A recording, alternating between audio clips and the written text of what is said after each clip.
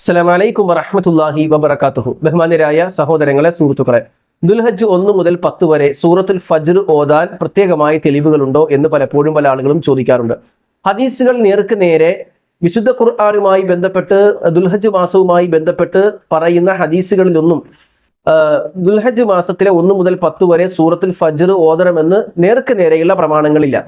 എന്നാൽ വൽ ഫജ്രി വലയാലിൻ അഷ്ർ, പ്രഭാതം തന്നെയാണ്, ഫജ്ർ തന്നെയാണ് സത്യം, 10 രാവുകൾ തന്നെയാണ് സത്യം എന്ന് പറയുന്ന ആയത്തിനെ വിശദീകരിച്ചുകൊണ്ട് അൽ മുറാദ് ബിഹ അഷ്റു ദുൽഹജ്ജ്, ദുൽഹജ്ജ് മാസത്തിലെ വൽ മുറാദ് ബിഹ അഷ്റു ദുൽഹജ്ജ്, ദുൽഹജ്ജ് മാസത്തിലെ 10 ദിവസമാണ് എന്ന് ഇബ്നു അബ്ബാസ് റളിയല്ലാഹു അൻഹുവിനെ പോലെയുള്ള ആളുകൾ വ്യാഖ്യാനിക്കുന്നതായി കാണാൻ കഴിയും.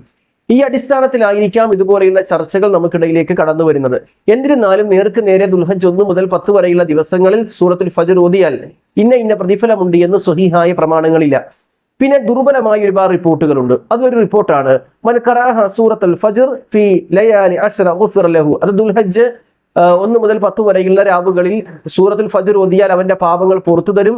വമൻ ഖറഅഹ സാഇറൽ അയ്യാം, മറ്റു ദിവസങ്ങളിൽ ഈ സൂറത്തുകൾ ഓതിയാൽ, ഈ സൂറത്ത് ഓതിയാൽ കാനത്ത് ലഹു നൂറൻ യൗമൽ ഖിയാമ, ഖിയാമത്ത് നാളിൽ ഒരു പ്രകാശമായി വരുമെന്ന് പറയുന്ന ബൈലാവിയും അതേപോലെ തന്നെ കഷാഫിലും ഒക്കെ കാണുന്ന റിപ്പോർട്ട് ഇത് ദുർബലമാണ് എന്നും ദഈഫാണ് എന്നും കെട്ടിയുണ്ടാക്കിയ റിപ്പോർട്ടാണെന്നും എല്ലാം ഇബ്നുൽ ഹജർ അസ്കലാനിയെ പോലെയുള്ള പണ്ഡിതന്മാർ രേഖപ്പെടുത്തി നമുക്ക് കാണാൻ കഴിയും. എന്നിരുന്നാലും ദുൽഹജ്ജിന്റെ 1 മുതൽ 10 വരെയുള്ള ദിവസങ്ങൾക്ക് അതിൻ്റെതായ ശ്രേഷ്ഠതയുണ്ട്. ഇബ്നു അബ്ബാസ് റളിയല്ലാഹു അൻഹു റിവായത്ത് ചെയ്യുന്ന ഇമാം ബുഖാരി ഉദ്ധരിക്കുന്ന റിപ്പോർട്ടിൽ കാണാം, നബി സല്ലല്ലാഹു അലൈഹി വസല്ലം പറഞ്ഞു, വൽ അമലു ഫി അയ്യാമി അഫ്ളല മിൻഹാ ഫി ഹാദിഹി യഅനി അയ്യാമുൽ അശ്ർ. ദുൽഹജ്ജ് 10നേക്കാൾ പവിത്രമായ മറ്റു ദിവസങ്ങൾ ഉണ്ടോ? അപ്പോൾ സ്വഹാബത്ത് ചോദിച്ചു, നബിയെ ജിഹാദ് ഇല്ലേ? അപ്പോൾ റസൂൽ പറയുന്നത്, ജിഹാദ് ഉണ്ട്. എങ്ങനെ ജിഹാദ് ചെയ്താൽ?